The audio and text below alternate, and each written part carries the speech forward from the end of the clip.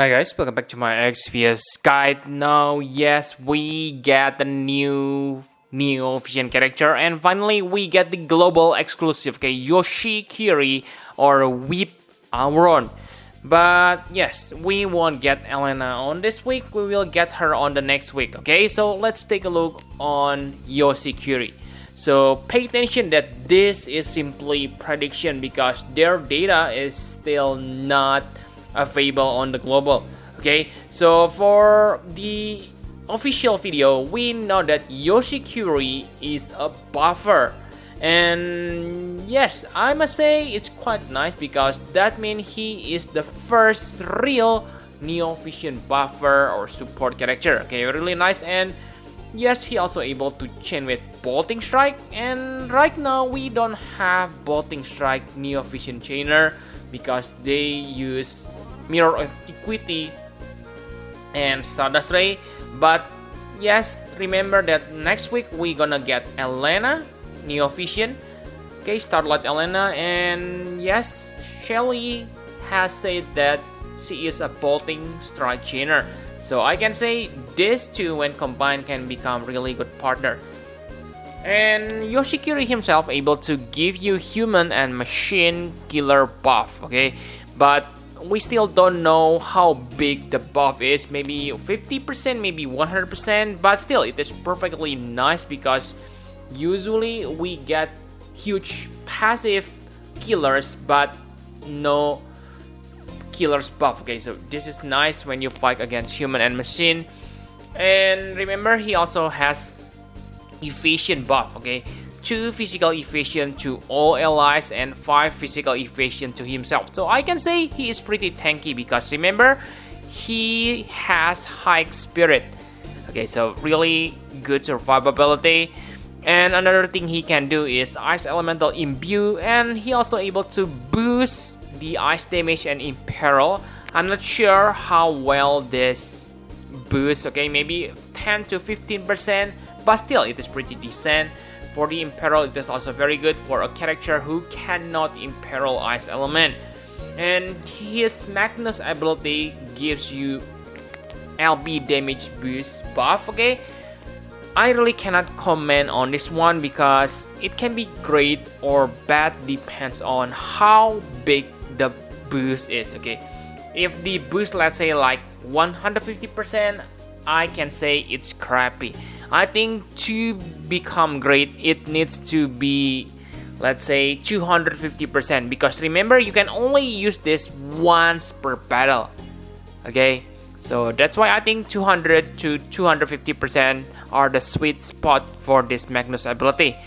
And he has all stats buff, stop, charm, and all stats break resist. Very nice, but again, where's your all elements resist? Okay, maybe he has that on his normal ability, but at this point, I don't know. I can simply say that it's good, but maybe kind of lack of something. And if you take a look here on the icon, if you use Brave Shift, he can become Mage, okay? I believe he will become that Bolting Strike Mage chainer, okay? Which will be good when paired with Elena. Okay, but for now, if you don't plan to pull for Elena, maybe he is not that needed. Maybe, okay, remember this is simply a prediction. And if you take a look on his Trust Mastery word, I must say it is pretty good spirit weapon, but again, not many spirit characters gonna use this because if you need spirit, you probably equip staff. But this one, throwing weapon, not many characters are able to equip throwing weapon, and based on what I can remember, most throwing weapon characters are, yes, physical DPS, okay? I mean, don't need spirit for their offensive stats. So maybe he will become like Xuanwu and Qinglong, okay? Very interesting, I must say, attack using his spirit. And for his STMR, it is also quite decent, 80% spirit and equipment spirit when single weapon is equipped in both hands. So this one is good, but maybe not that needed, okay? Because let's say if you use healer, then maybe you already equip, let's say, like shield on them, okay? But yes, this is nice if your healer cannot equip shield and only equip one weapon, okay? You will get huge spirit boost for your healer. But for most characters who is not support or healer, this STMR not gonna be that useful. Okay, and because on the screen they don't say the stats buff cannot be dispelled, I believe it can be dispelled by the enemies, but maybe it's not that important anymore at this point of the game, okay? But simply point that out. Quite interesting about what they gonna do, because yes, global exclusive units tend to be OP, and remember, support character tend to last longer than DPS. So yes, maybe I will talk more on his review video, okay? But for now, that's my prediction for Yoshikiri. So here, for the 5 stars, we have Itachi. So she is true dual wield attacker. She also excel on ice element. And the thing that caught my attention is she is also a breaker. I'm not sure about how well she can break, but she can dispel and inflict break and disappear for one turn. But it is her Magnus ability. So unless she has other way to break enemies, I can say she is a good breaker. But I believe maybe she will become really interesting character, okay? And even when she is not that amazing, I can say that her STMR is insanely good, because like you can see, 80% not restricted to weapon, gives you equipment attack when dual wielding, probably 50% like Kingdom Hearts characters. And yes, I think this is one of the best offensive STMR on this game. And remember, she is not limited, so good if you obtain her. And it reduces MP consumed by certain abilities. I'm not sure about this one, but based on the official video, it seems that every character can get benefit from this MP reduction. But if you read the sentence on the screen, it only affects certain abilities. Not sure, okay? But I hope this affects all abilities. That way, character like Neo Vision characters gonna get lots of benefit from equipping this one. Because remember that most Neo Vision characters use insane amount of MP. They can spend like 200 MP per turn. So this kind of abilities probably useful. Yes, I won't equip direct MP reduction abilities, but for this one side effect, very nice. Okay, and she also has super dispel.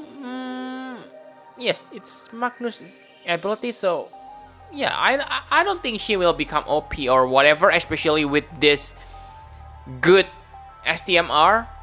So I believe the character gonna be like, let's say if she is good breaker, then I believe she will be about like Seeker of Freedom Fun. But if it turns out she is better than Seeker of Freedom Fun, let's say her breaks last for 3 turns, then yes, it will be interesting to pull her. So enough about the characters. Yes, we only get 2 characters. Now the final question, should you summon? Yes, really easy. Okay, for the reason to summon is, of course, we have been waiting for long for global exclusive unit. And this time Yoshikiri, I must say, his sprite reminds me to our own. Okay, I believe you all agree with me.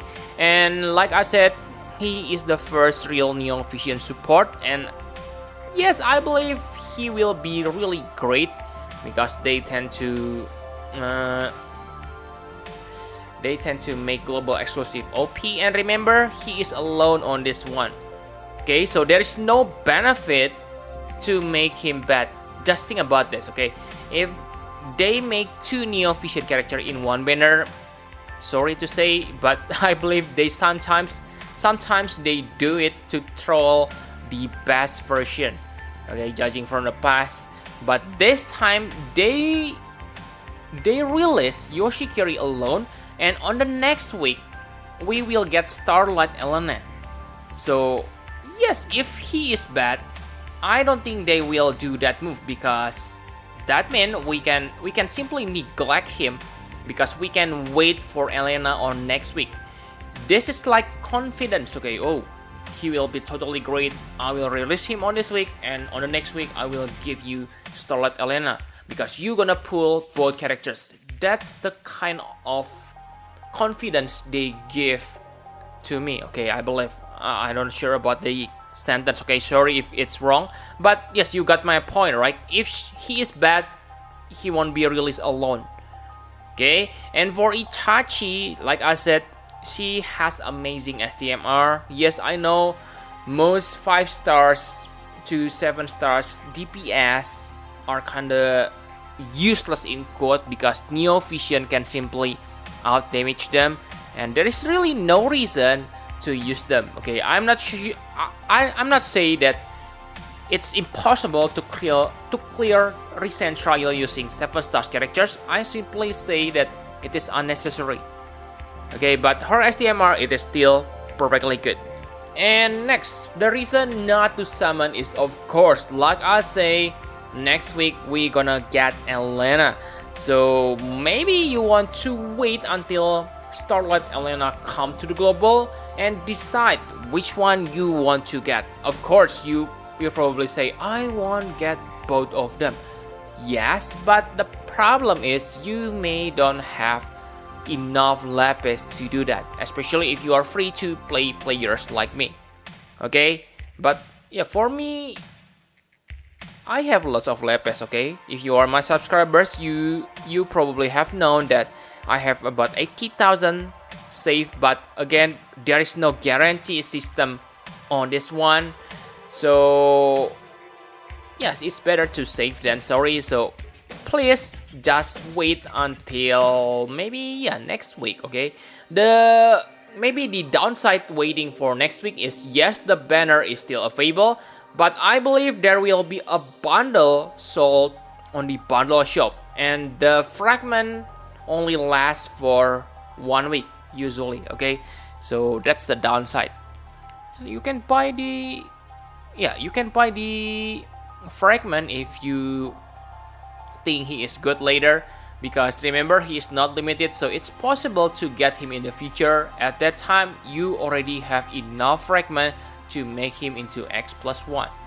Okay, and yes, Itachi STMR is good, but unless you really need it right now and you plan to use your STMR Mughal, then maybe no need to get her at this point. Okay, because I think the best value she can offer is her STMR. Okay, again, remember, this is simply my prediction.